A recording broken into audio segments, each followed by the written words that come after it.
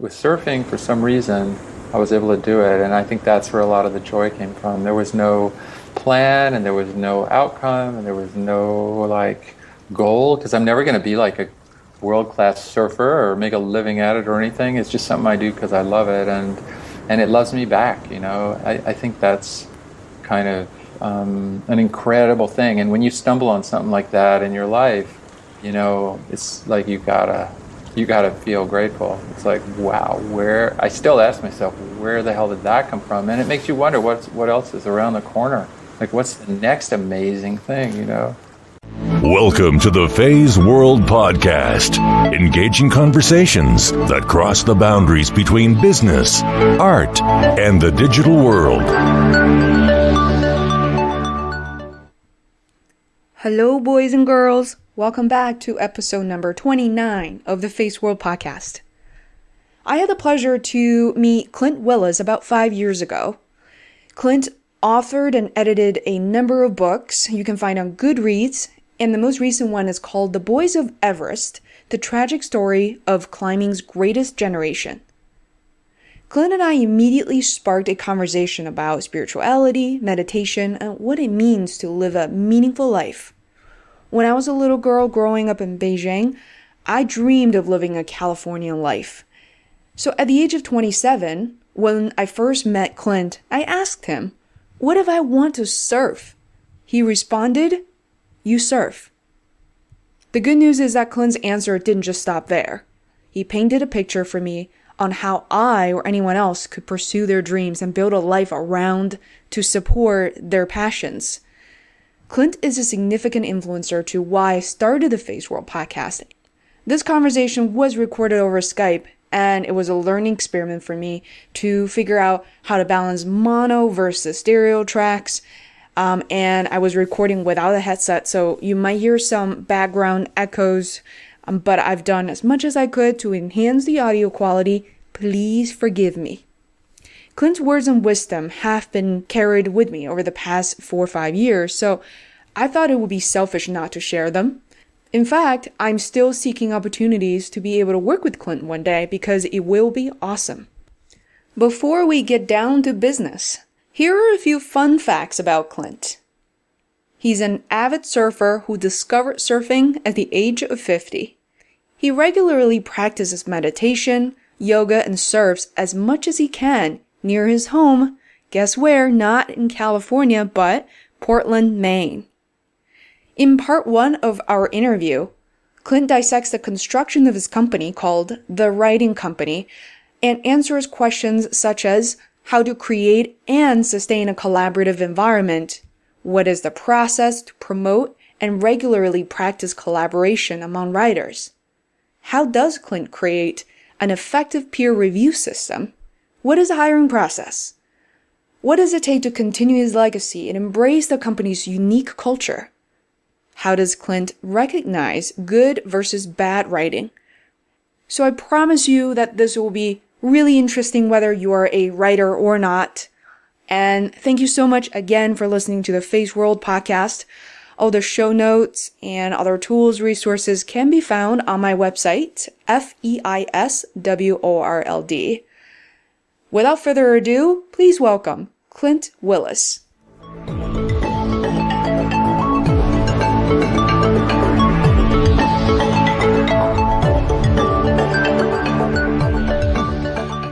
On my way home, I was writing the beeline of the MBTA in Boston, and I feel like I gathered a list of questions. I did a little bit more research on you. One thing I was so happy about was, I'm personally very intrigued by the book, The Boys of Everest, and then I started researching more about you on Goodreads, and I found these 50 or so books with your name attached to them. Yeah, right.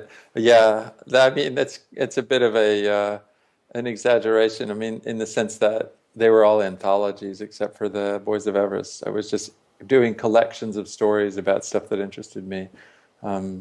It was fun, though, because I got to write introductory essays to many of them, and that was part of how I kind of found my voice as a writer before I wrote the climbing book.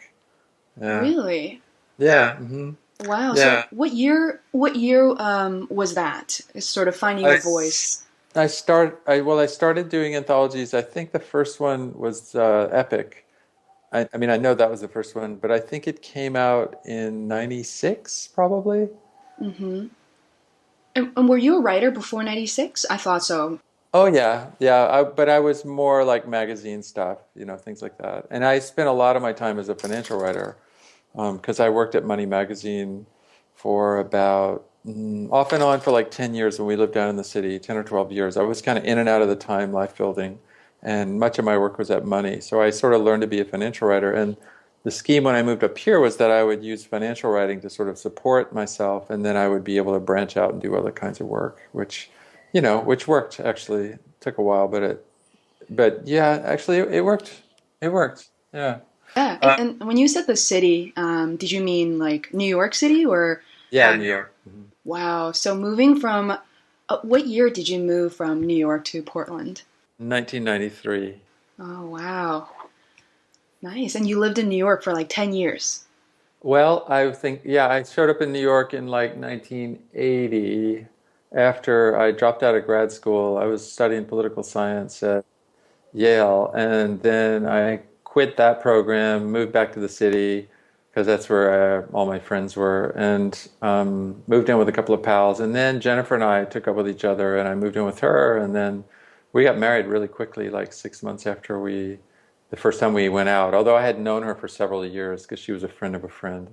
But anyway, so like we fell, head over heels in love, and I moved in like the day I went home from our first date. I went home with her, and I never left. And we married like 6 months later, and stayed in the city for like 12 years. And then by then we had two young sons, and it was time to move on. I mean, we both wanted to get out of the city so we could raise the kids somewhere where we could get outside and they could get outside, and also, I wanted to do my own writing, and I figured I could support myself doing some financial work and then do other kinds of writing. And yeah, so that's what I did. And I ended up, because I had worked at Time Life or Time Inc., they had a team approach to journalism. So I was really into that idea. I love delegating, and I love teaching people how to do stuff. And moving on to new things. And so I hired a couple of researchers when I came up here to work on stories I was doing, and then gradually I trained those guys to be writers, and then they became editors and project managers, and the business went through a bunch of different iterations while I kind of figured out the model. And now the writing company is still, it's still around. It's a lot bigger now. There's four owners. I mean, I still own the majority of the company, but I have three younger partners who all have worked with me for a long time. And then we have about a dozen people we work with on a regular basis as writers, and we do projects for different financial service and media companies, providing editorial content. And I spend some time, kind of the last few years, my real project has been trying to create a sustainable model so that it can continue without me. And, we're getting there. So that's kind of cool. Those guys are stepping up and running the company now, and they do all the hard work, really. It's awesome. Yeah. How many people together? I try to quickly do the math. Four partners, and then. Well, there's like a dozen of us who are kind of on the team, I guess is what we call it. Like just people who the writing company is their main gig. Some of them are on staff, some of them are freelancers, but everybody's, pretty committed to the community and to what we're trying to do. And then we have, a half a dozen or so writers we work with, as we call them, role players, just freelancers. We're not their main gig, but they know how to do some of the stuff we know how to do, and we work well with them. So we call them in for certain projects. Nice. There's like, a dozen, 15, something like that. The company has been around for a long time. I think it was 20 or so years altogether. Yeah, well, we opened our doors like the day I got here, July 4th, 1993, I think. We moved up here, and, that Monday, I think I went and found an office space and hired a couple of kids that month. So, yeah, it's like 21 years, yeah. Nice. Hmm. We started this conversation 4 years ago, and I've been telling a lot of my coworkers, for me, switching my career from Sapient Nitrile, then to Digital Influence Group, and now at Arnold Worldwide. I'm not sure how familiar you are with some of these brands. I have been consistently telling people about your company, and I'm so glad I can actually do this podcast so they could hear it from you. And there is no better person to tell the story. Yeah, cool. Yeah. I'm really excited. Well, thank you. It's funny that we started talking about writing. I'm so interested. I've always been interested in your company. One, it's not the most significant reason, is the fact that I've always worked with copywriters, and just so you know, they're no longer, well, some of them are still called copywriters, but very, in the past couple of years, a lot of advertising agencies really changed their approach and started hiring writers and journalists, and That's interesting. Yeah, it makes a lot of sense to me. I mean, I've always felt like there was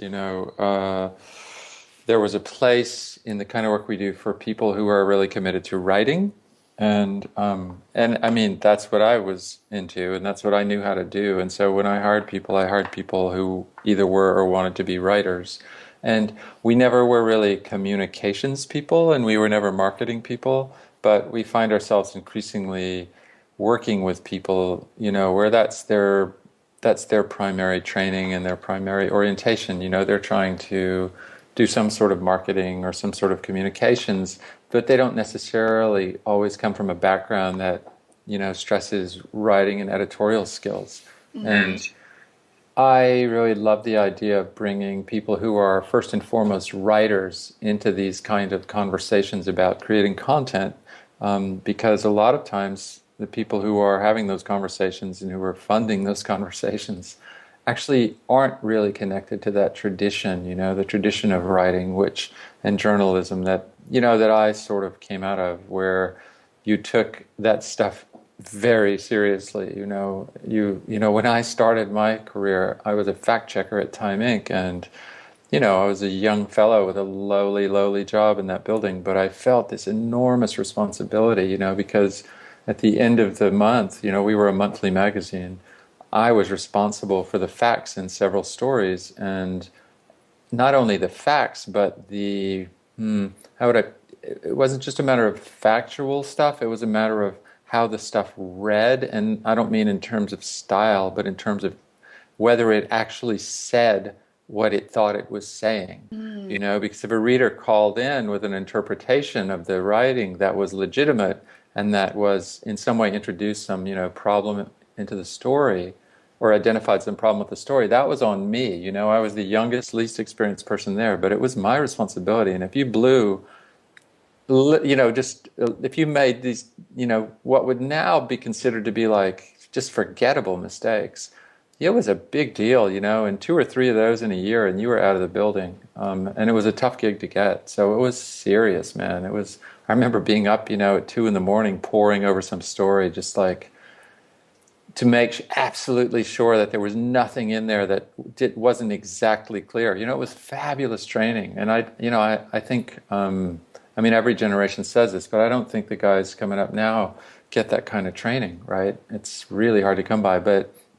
And I would say that at our company, we have a tradition where every interaction is a learning and a teaching interaction. You're either teaching or you're learning, you're both ideally, so that when something happens, we always use it as an opportunity. Like if something doesn't go well, or someone has a question, or just some interaction isn't quite right, we have these really cool conversations about why that's the case and what we can learn from it and how we can move forward. And when you do that consistently, day after day, it's amazing, how good people get at their work and how seriously they take stuff. And that, I think, is a huge competitive advantage, in an environment where sometimes content feels a little bit like a commodity.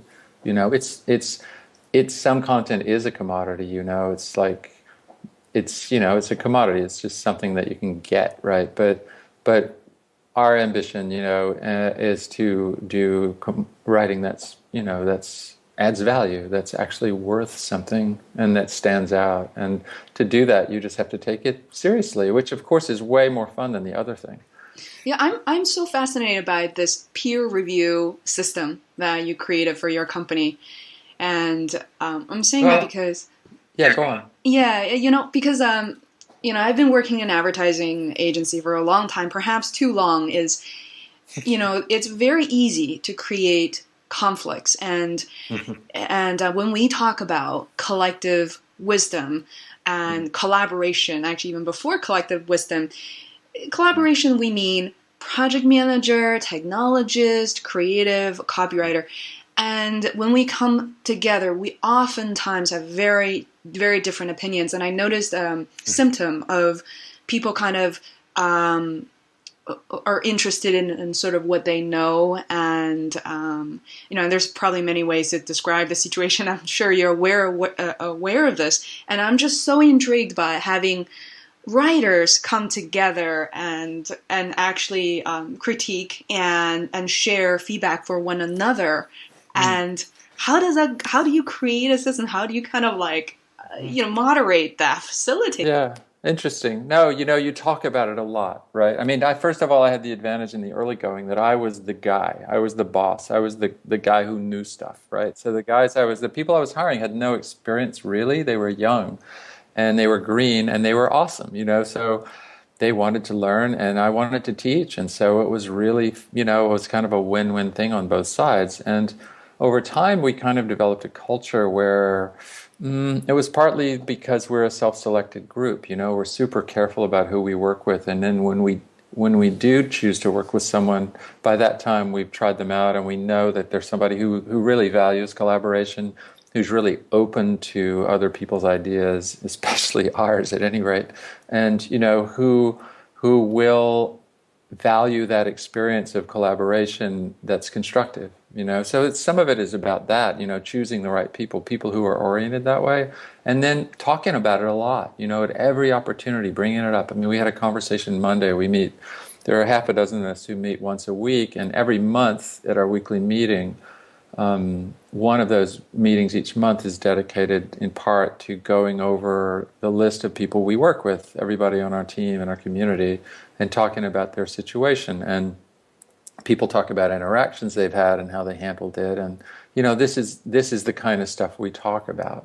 Someone said that, what was it happened this week? A young writer had, had handed in a piece, and she's very, very strong young writer. I mean, very impressive. We love her. And so it was interesting because the piece had some problems, and when the editor went back, the writer said, yeah, I know I wasn't too clear about a couple of things. And, we all sort of jumped on that, and we're like, all right, that's a great opportunity to remind her how we work and what our culture is like. If you have a question about a piece, you don't go forward and write it. You call your editor and you talk to them about it. We also talk a lot about how the editing process happens. The standard thing I grew up with was someone would give you an assignment. It might be a paragraph. You might have a phone conversation. Then you'd go off and report and write this story. And you might be off doing it for a month, And then you'd come back with a draft, a month's work, right? And they would read it and say, well, here's the problem, here's the problem, here's the problem. And then you'd go off and have lunch with one of your friends and complain that they hadn't told you that in the first place, right? And then you'd go revise the story. And, it was like on a scale of 1 to 10, it could be a 1 to a 10. It could be really a drag, or it could be just sort of a pain, or it could go smoothly.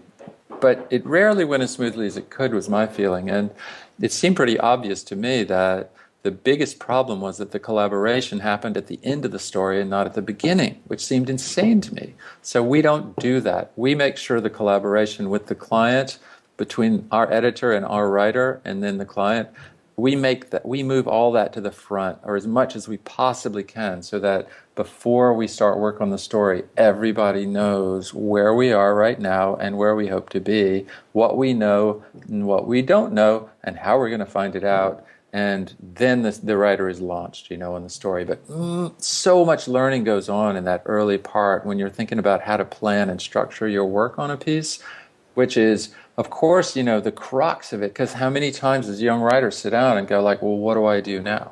Well, our writers don't do that. They sit down and they know what they're going to do now, and they do it. And then if something comes up along the way and they don't know, they have someone they can talk to who's more experienced than they are. And honestly, one of the reasons we do it that way is because of my own personal psychological makeup. When I was a kid, I was sort of an anxious kid. And when I was a young guy, I was sort of an anxious young guy. I can never imagine that. Thanks for bringing it up.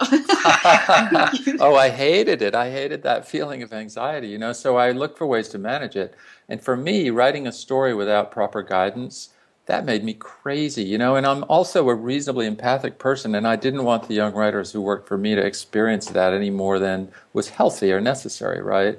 So I hated the idea of sending some poor young writer out to do something they weren't equipped to do and not giving them the guidance they needed. So we structured this thing so people would be able to do this job without any unnecessary stress. Of course there's going to be some stress and some setbacks and some confusion, but it's amazing how much of the bad feeling that can happen in a collaboration on a piece of editorial work doesn't arise when you do the work up front to make sure that process, that everyone's has bought into the process in the early going. With clients, it can be more difficult, because they're not working for us, so we don't get to tell them what to do or when to listen to us, but there are lots of things we can do with a client, especially once a client comes to trust us, to get them involved with us in that early process. We can ask questions, we can offer ideas, and, create opportunities for that collaboration to occur. Whereas I think a lot of times writers, they get an assignment and they just bolt because they want to get going,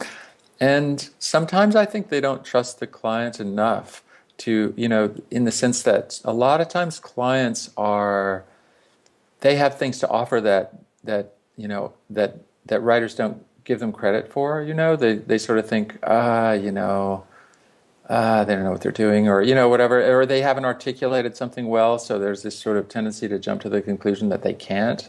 Whereas we tend to be super open to the idea that our clients are our collaborators as well, and it tends to be a self-fulfilling prophecy. When we make that space available, clients tend to enter it with us, and it's cool. Then the collaboration is broader, and that's a huge big deal when you're working with your client as a collaborator.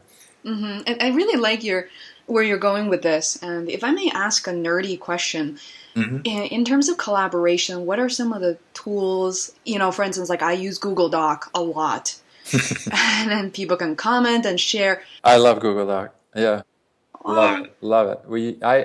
I love that as a collaborative vehicle. Like, we don't all use it. But at the very Monday meeting I mentioned a few minutes ago, I mentioned it again as a great tool to work with writers on a draft. I use it, like I'm actually helping one of my friend's sons with his college essays. He's got like 20 of them. It's insane. That's a whole nother topic, the whole college admissions process. Because over the years I sort of found myself helping kids with their college essays. Oh, why didn't I get to know you before? Like, I was dragging my feet through English in college, and if you didn't, we probably talked about this briefly, but the funny thing is, as I came to this country when I was 16, 17, some people didn't know that, and I was already pretty much all the way through high school education in China. Yeah. And then I had the choice. Well, this is like sorry to derive the story, but I decided to study regular English versus ESL, where like English is a second language in college, and instantly it hit me. I couldn't read as fast, I couldn't write as fast, I didn't get good grades, and that was that was a struggle. That's so hard, right? And I remember being a young writer. Like, I grew up in Louisiana, in South Louisiana, and I went to public schools, and they weren't very good schools, by the standards of the people I met when I came up east to go to college. And so I was, kind of behind. I was a big reader growing up, so I had that, on my side. But I didn't know how to write a paper. I knew nothing about how to write, and it took me years to learn how to write a decent piece of prose, like that had some, with any confidence. That sense you have when you go to write a piece and it's kind of easy and it's fun. I didn't have that feeling until I was, at least 30. I love that. Maybe older. And yeah, it's really hard to learn to write is my feeling, unless you're super lucky and you have a certain kind of education, growing up and you do a lot of writing. Like our kids went to a school up here in Portland that's called the Waynfleet School, and they did a really good job helping them become writers. But I've seen like so many writing teachers who don't know how to write, and it's not their fault. Like they're teachers, they're not writers, but they're teaching kids how to write, and they don't really know how to write well. I mean, they have rudimentary skills of a certain kind, and it's a different deal when you're actually trying to write for publication or trying to, write prose, any kind of I don't know. It's just hard to write, and it's hard to learn, but it can be taught. I mean, I think it's hard to learn because people don't teach it. And they don't, or if they try to, they don't know how. I mean, I didn't run into good writing teachers, when I was learning to be a journalist. I ran into some good journalists, but not many of them really knew how to teach you how to write. And so I had to teach myself, How did you teach yourself? How did you go about it? I just kept trying to write pieces, and then people would tell me what was wrong with them, and I would try again, and they would tell me what was, they would offer criticism, but they wouldn't tell me what was wrong with them in the sense they'd say, well, look, here's how you do it instead. They'd just say, I don't like this, I don't like that, I don't like that. And they'd offer criticisms, but no one ever, and there were one or two people who I learned watching them and listening to them talk about stories. One guy was a guy named Michael Civey, actually, who was a financial writer. And he was a very he was sort of an intellectual type, He was super well-read, and he looked at the markets from a sort of intellectual point of view, and had read all the literature and was interested in other stuff too. I think he was a classics student, and anyway, Michael was a great help to me. He edited my work the last couple of years I was at Time Inc., and I just remember learning from him. But honestly, I think I learned by I just kept trying to write pieces and failing, and eventually I figured it out. What else helped was editing other people. Like at one point,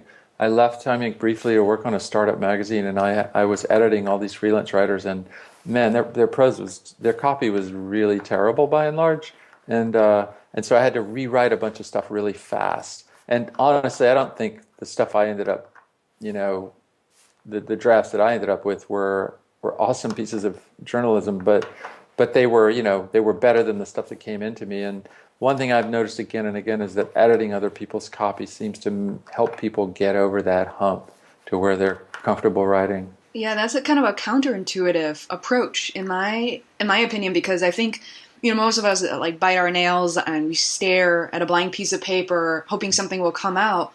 Right. It's almost like editing other people's work. There was already a starting point. That's right. It really helps, and the other thing is they've done a lot of, even if the piece is bad, they've done some of the thinking, to get it sort of going. And that frees you up to focus. I mean, and actually if you get decent drafts, it's different, like if you get a decent draft, you can start thinking about the kind of judgments that editors make, because your mind is freed from the kind of organizational, structural stuff that or a bunch of it that a writer has to do. There's so many decisions you have to make when you have a blank piece of paper, right? You have to make like a million decisions. And when you have a draft, you still have lots of decisions, but a lot of them have been made for you, or at least someone's taken a shot at it. It's just easier. And so you get to make a lot of these sort of higher end decisions.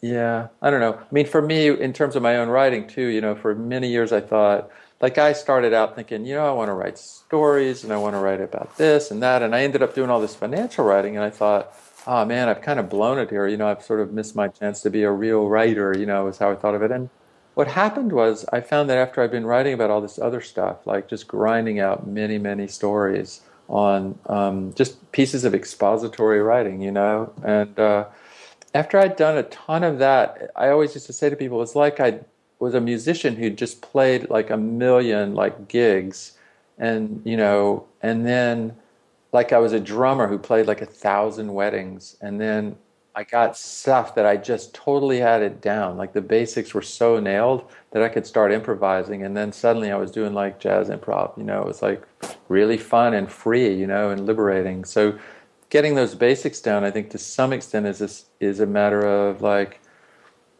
just continuing to try. And it was super important to me that I was a really, really big reader. Like I read a lot. I was one of those kids who like had my nose in a book all the time. So I had I just had a lot of good prose in my head. Like, and I had sort of models that I had sort of internalized to some degree, Who are some of the writers you really enjoy reading? I mean, growing up versus now, have they changed over time?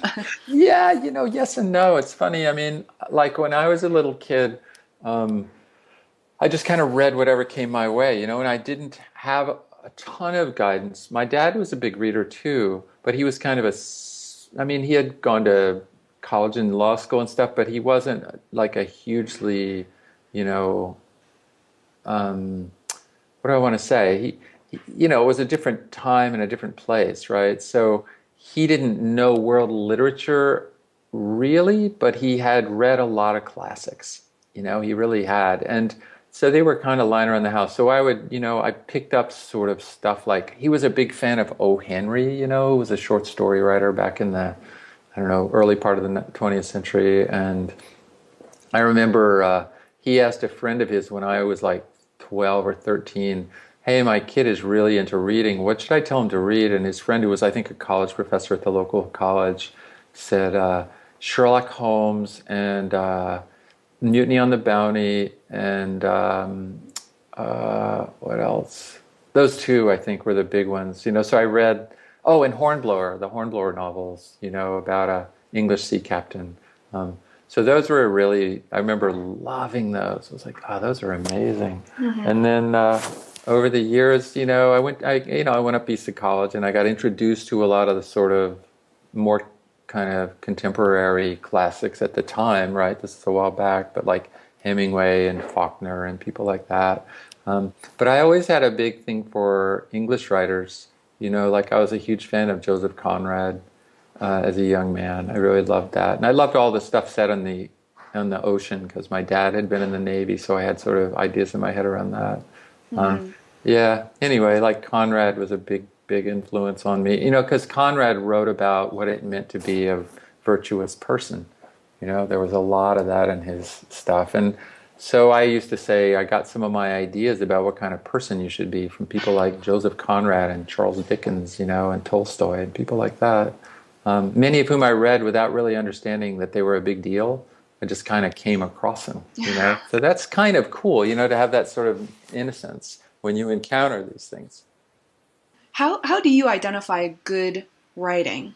Do you, I feel like I've over the past month or so since I started podcasts, I've overused the word visceral reaction and, sort of instead of engaging just intellectually, is that a feeling? Is it?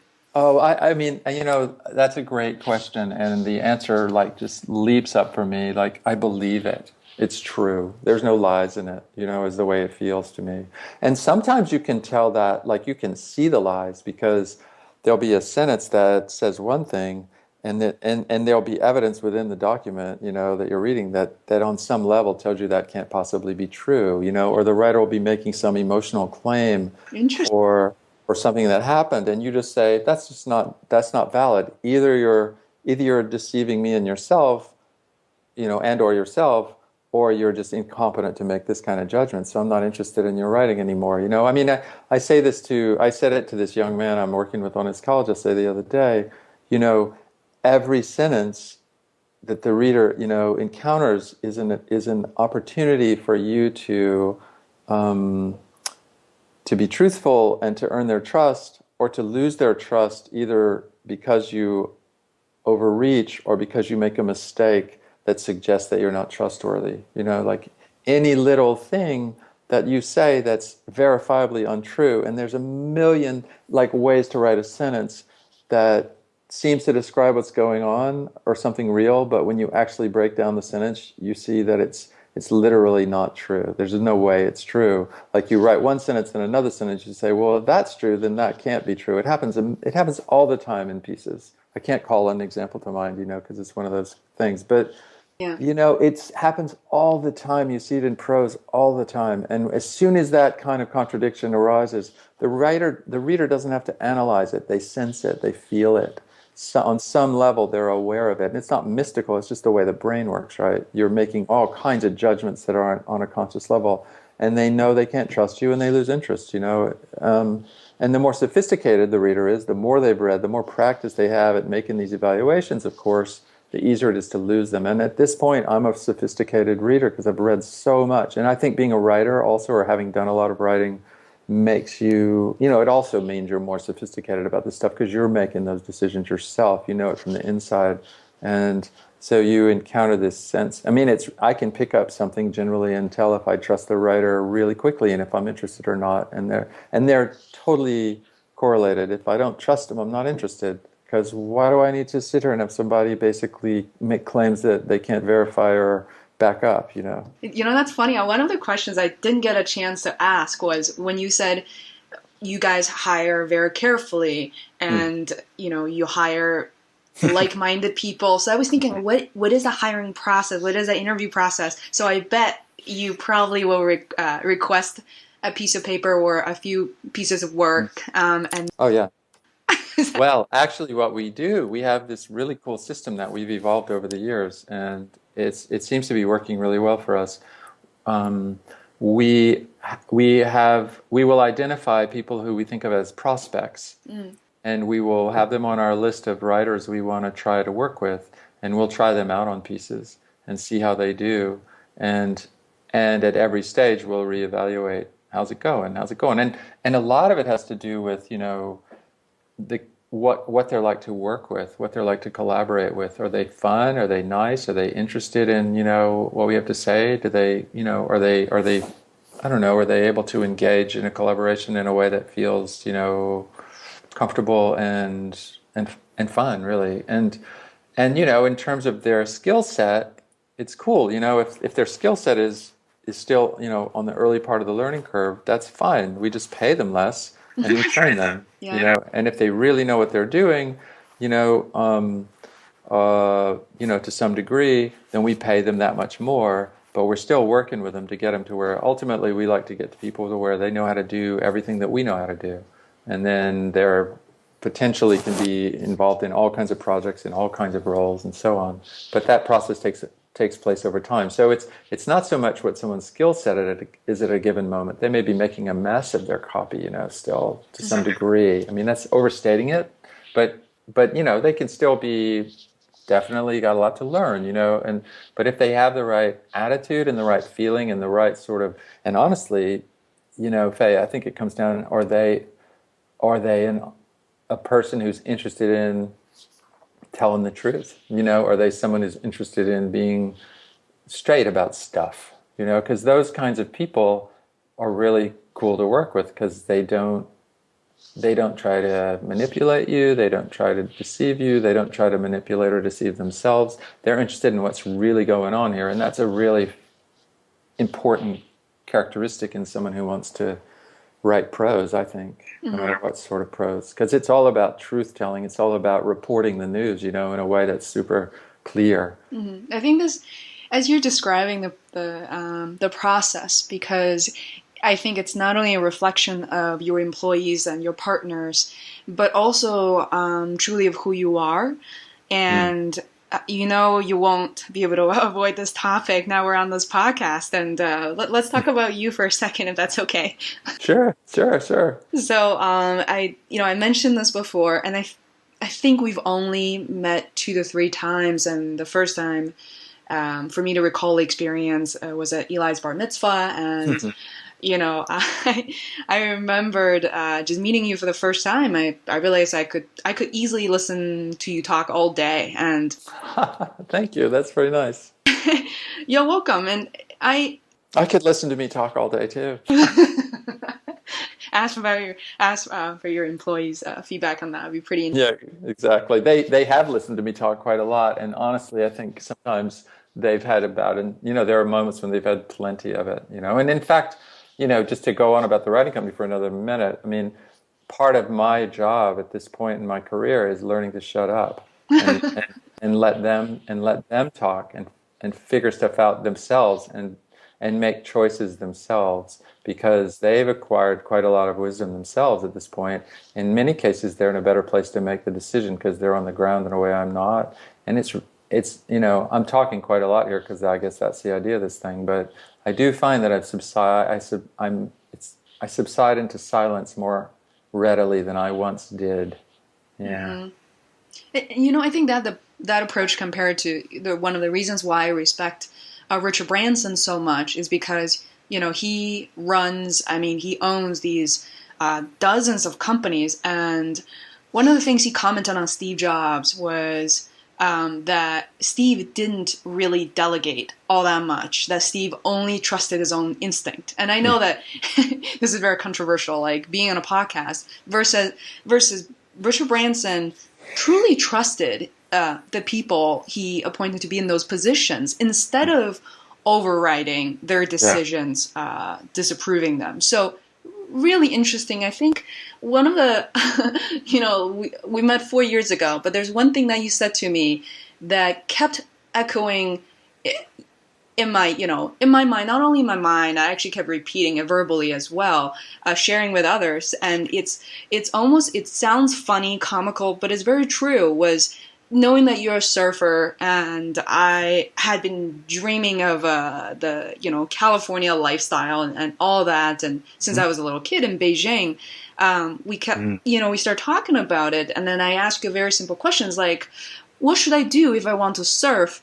And your answer is you surf, right? So I remember like everybody at the table was cracking up, and it's really true. And of course you follow up with actually how you do that. And for you, it's really build a life. I'll never forget your answers. Build a life around your passion, your dream, actually make it work. So it's not about, them now start to speaking on your behalf. It's not really about being lazy or complaining about the things you want to do, but you don't get to do. Is you love writing, you love surfing and yoga and many other sports and meditation, and you're able to do all of that. And it's amazing. It's amazing to me, but it seems very straightforward and very simple to you, I guess. I mean, what can I say?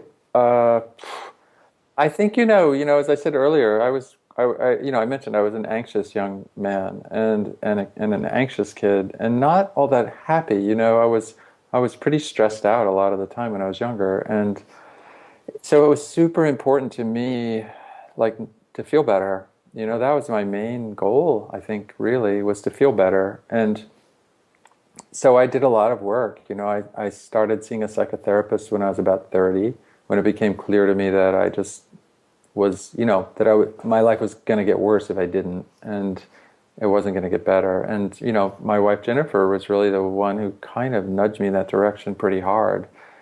And it just seemed like a great idea. I was like, okay. So I started doing that work, and that really helped me sort of get to a place where I could start thinking about,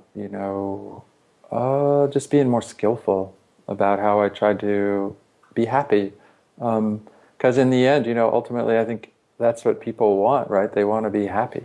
Mm-hmm. And so the question becomes, well, how do you get happy? And the answer is, I don't know. It's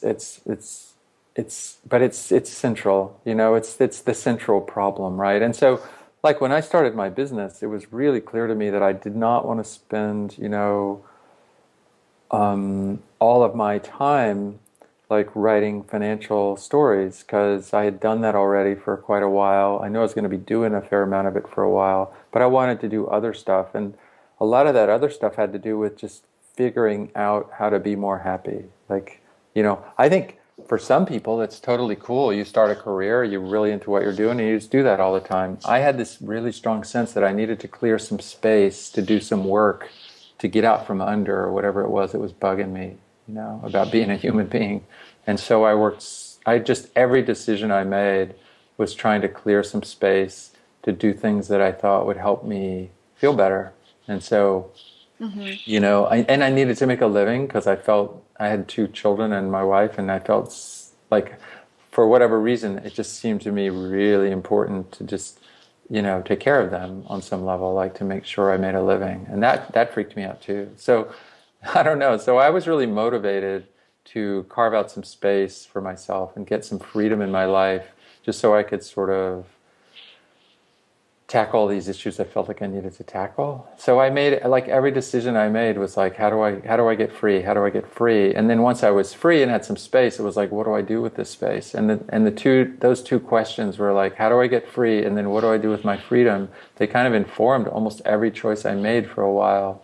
And I worked super hard to cram it all in. I was starting a business. I had kids I wanted to spend time with, and I was interested in, like, a lot of stuff I got interested in as a kid and then didn't do in my early adulthood. I was really interested in climbing and being outdoors and stuff like that. So I was kind of cramming that in there, and I got into yoga, and that made me feel better. And then I got a meditation practice going, that made me feel better. So I was sort of getting up earlier and staying up later, to cram it all in.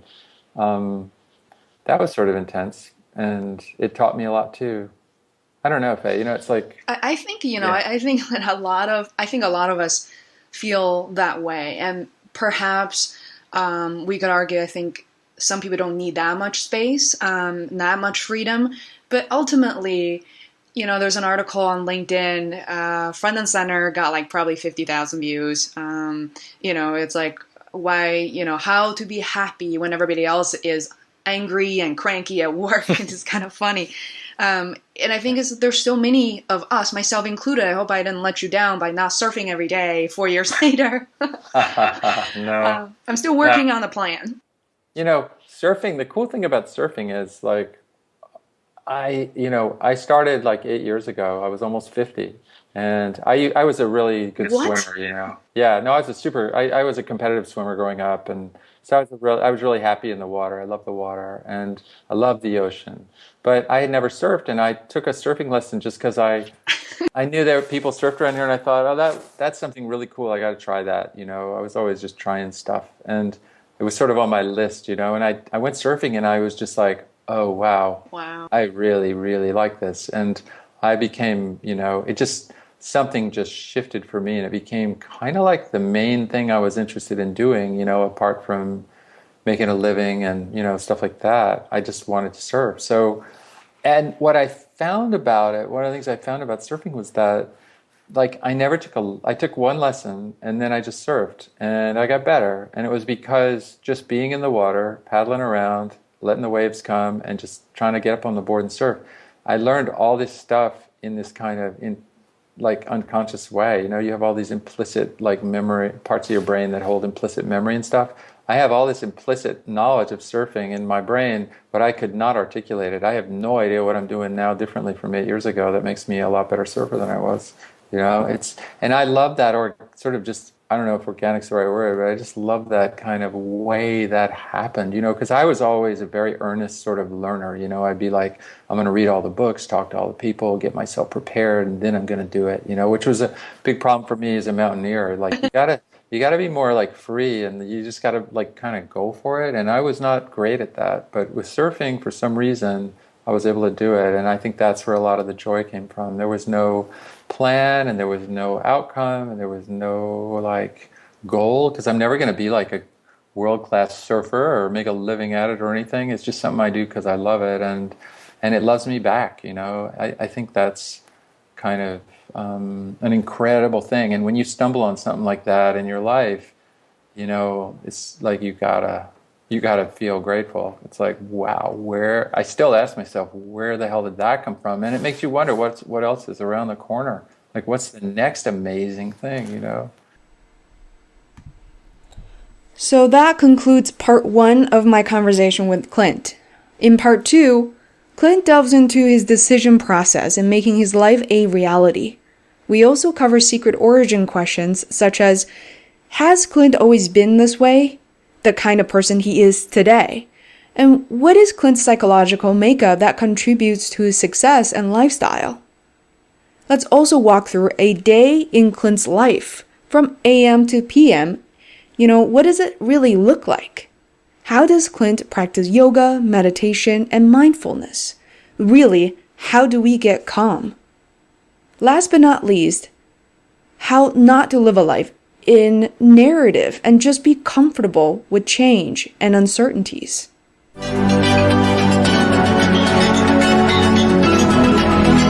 To listen to more episodes of the Feisworld podcast, please subscribe on iTunes or visit feisworld.com. That is FEISWORLD, where you can find show notes, links, other tools, and resources. You can also follow me on Twitter at Feisworld. Until next time, thanks for listening.